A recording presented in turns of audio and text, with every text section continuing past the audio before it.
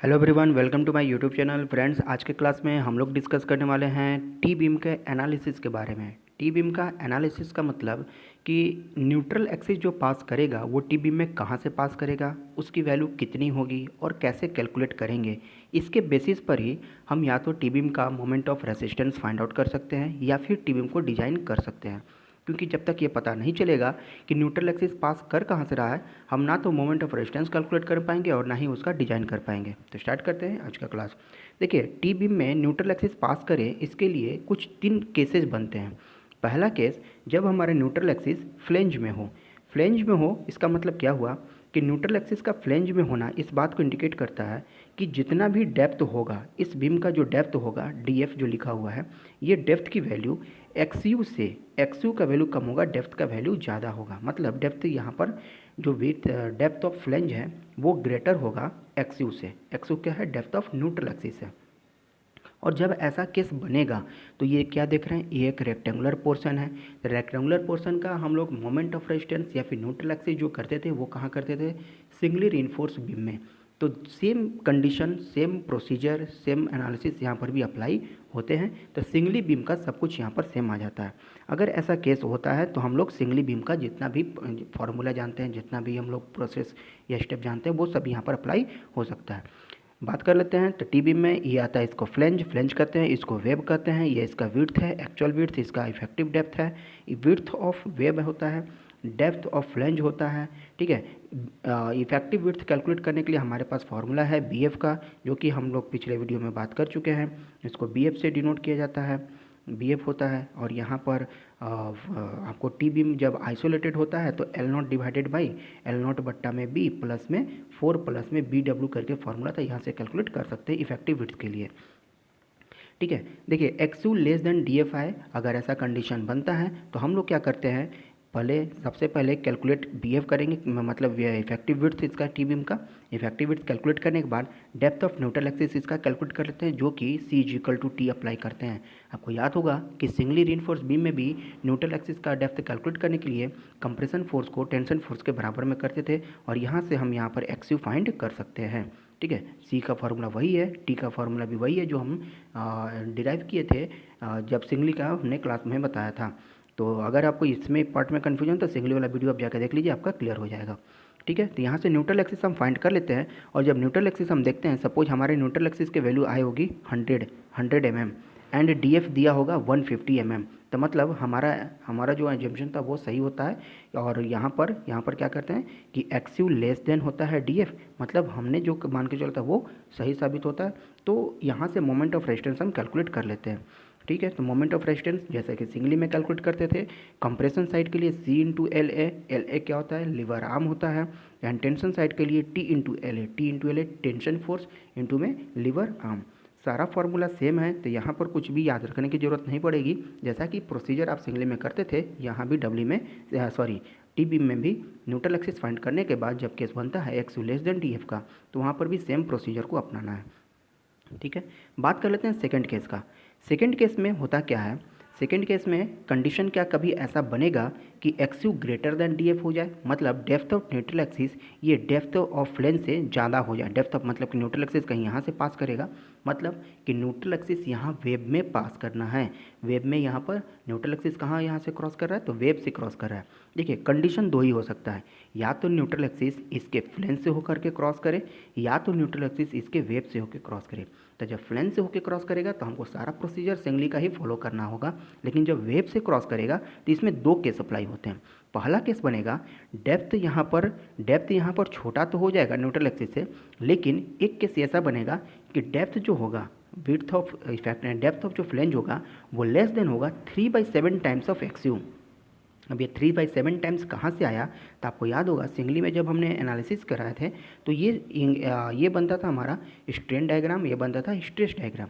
तो ये stress diagram में, इस स्ट्रेस डायग्राम में आप देख रहे थे कि maximum value of strain in compression fibre में आता था 0.0035 और मिनिमम आता था 0.002 और उसका जो वैल्यू होता था यहाँ से टोटल वैल्यू आता था डेप्थ ऑफ न्यूट्रल एक्सिस, जहाँ से न्यूट्रल एक्सिस ये पास कर रहा था, ये न्यूट्रल एक्सिस है, ये एक्सयू होता था। तो ये पार्ट हमारा आता था 3/7 एक्सयू, ये पार्ट आता था 4/7 एक्सयू। तो यहाँ तक ये वैल्यू हमारा लीनियर होता है, स्ट्रेस में यहाँ तक 0.002 तक लीनियर होता है। तो एक बार हम ये चेक लगाते हैं कि क्या हमारा वैल्यू, क्या डेप्थ ऑफ जो फ्लैंज है वो इस लीनियर पोर्शन में ही है, लीनियर पोर्शन से आगे बढ़ चुका है। ठीक है, तो जो पहला केस बनेगा वो depth of flange less than 3/7 एक्सयू होगा, और दूसरा जो केस बनेगा depth of flange greater than बनेगा 3/7 ऑफ एक्सयू का। तो यहाँ दो केस अप्लाई होते हैं। मैं फिर से रिपीट कर देता हूँ। पहला केस जो बनेगा आपका या तो न्यूट्रल एक्सिस यहाँ फ्लेंज में पास करेगा, दूसरा केस बनता है न्यूट्रल एक्सिस वेब में पास करेगा। जब न्यूट्रल एक्सिस वेब में पास कर रहा है, मतलब कि फ्लेंज में नहीं वेब में क्रॉस कर रहा है, तो उस समय दो केस बनते हैं। या तो डेप्थ ऑफ जो फ्लेंज होगा वो लेस देन हो जाएगा 3/7 एक्सयू से। अब 3/7 क्या है तो मैंने अभी बताया कि डेप्थ ऑफ न्यूट्रल एक्सिस दो पार्ट में हम लोग कैलकुलेट करते थे, 3/7 और 4/7 स्ट्रेन डायग्राम में, स्ट्रेस ब्लॉक डायग्राम में। ठीक है, तो वो पार्ट जहाँ तक लीनियर वेरिएशन आता है स्ट्रेन बढ़ाने से स्ट्रेस पर, तो वो लीनियर जहाँ तक आता है वहाँ तक ही ये पास कर रहा है या फिर उससे भी आगे पास कर चुका है, जो कि पैराबोलिक सेक्शन आता था। तो एक पहला केस बनेगा लीनियर सेक्शन का, दूसरा केस बनेगा ग्रेटर देन 3/7 ऑफ एक्सयू, मतलब कि पैराबोलिक सेक्शन से ये पास कर रहा है। ठीक है, तो इसमें दो केस बनते हैं। तो पहला जो केस बनेगा depth of flange less than 3/7 of X U, इसके लिए हमें क्या करना होगा, जैसा कि हम लोग पहले इफेक्टिव विड्थ कैलकुलेट करते थे फार्मूला अप्लाई करके, यहाँ भी वैसे ही फार्मूला अप्लाई करके इफेक्टिव विड्थ को कैलकुलेट करेंगे। एंड जब हमें कैलकुलेट करना होगा डेप्थ ऑफ न्यूट्रल एक्सिस, तब C1 + C2 = T का फार्मूला अप्लाई करना है एज पर IS 456। ठीक है, तो उसके अकॉर्डिंग C1 हमारा सेम होगा एज इट इज, जो कि हम पहले से पढ़ते आ रहे हैं सिगली के लिए।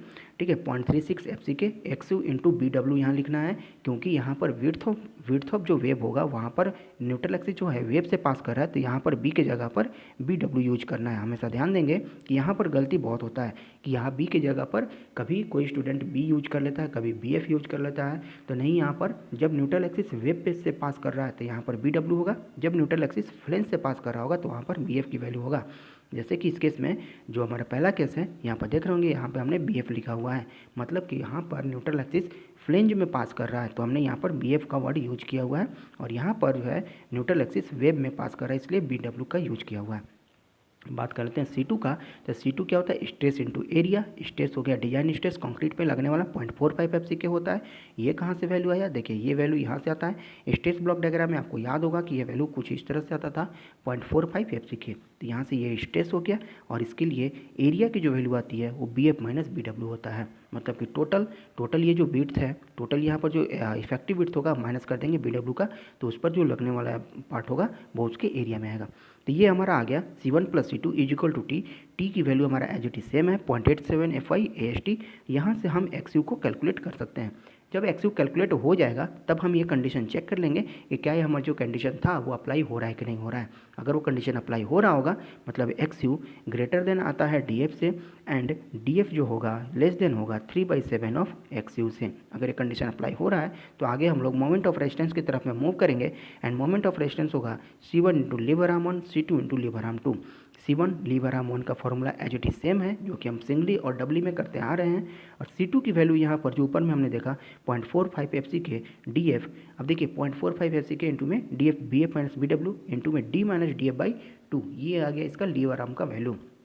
आपको याद होगा जब डबली का हमने बताया था तो डबली में लीवर आर्म की वैल्यू क्या होता था, लीवर आर्म की वैल्यू होता था क्या, यहाँ से जो हम लोग रिइंफोर्समेंट प्रोवाइड किए, रिइंफोर्समेंट यहाँ प्रोवाइड किए, तो इसके बीच का जो डिस्टेंस होता था, मतलब टोटल डिस्टेंस हमारा पर आता था क्या, इफेक्टिव विड्थ में D कहते थे, ये हमारा आता था यहाँ पर D' ऊपर का जो क्लियर कवर होता था। तो यहाँ पर जो लीवर आर्म आता था क्या होता था, D - D' होता था। ठीक है, तो यहाँ भी सिमिलर केस में D - DF/2 का वैल्यू यहाँ पर यूज आता है। अगर आपको पूरे तरह से डायग्राम बना कर दिखाए तो वहाँ पर DF की वैल्यू आपको क्लियरली मेंशन हो जाएगा। ठीक है। तो यहाँ पर ये जो वैल्यू आएगा लीवर आर्म का कुछ इस तरह से आएगा। लेकिन जब लीवर आर्म हमको टेंशन साइड में कैलकुलेट करना हो, moment of resistance tension side में, तो वहाँ के लिए फॉर्मूला कुछ इस तरह से है, T into lever arm, T की वैल्यू सेम है 0.87 FY area of steel into D minus Y bar. D minus Y bar होता था, जहाँ पर वाई बार को कैलकुलेट कर सकते हैं C1Y1 plus C2Y2 divide by C1 plus C2, जहाँ पर Y1 होता है 0.42 XU, Y2 होता है DF/2।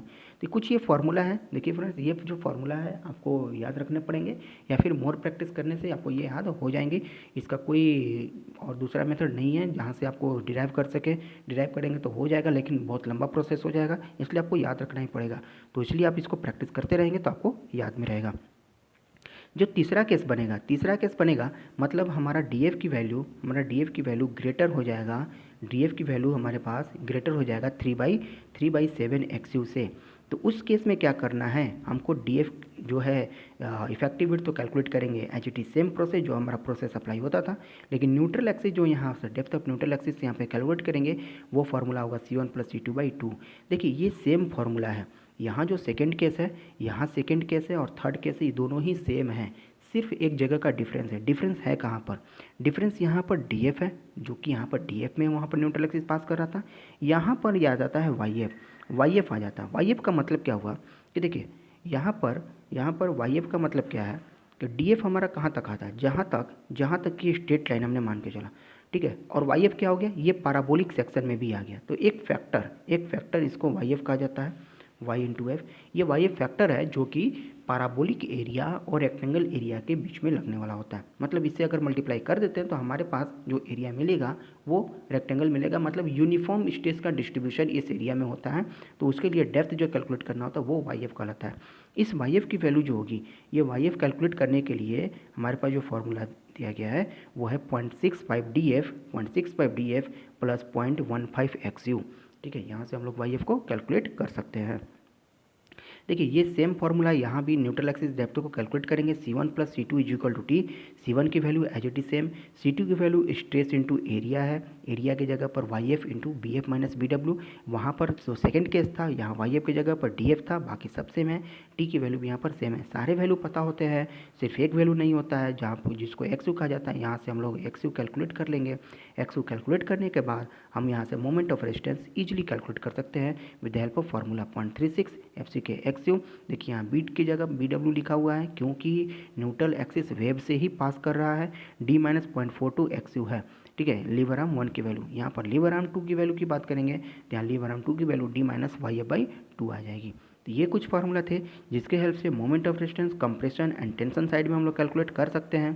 तो टी बीम में न्यूट्रल एक्सिस को कैलकुलेट करने के लिए हमारे पास टोटल 3 केस बनते हैं। पहला केस जब न्यूट्रल एक्सिस फ्लेंज से पास कर रहा हो, दूसरा केस जब न्यूट्रल एक्सिस वेब से पास कर रहा हो। इसी में थर्ड केस बनता है न्यूट्रल एक्सिस वेब में ही पास करेगा लेकिन XU की वैल्यू ग्रेटर देन DF होगा, लेकिन depth of flange greater than हो जाएगा 3/7 ऑफ XU से।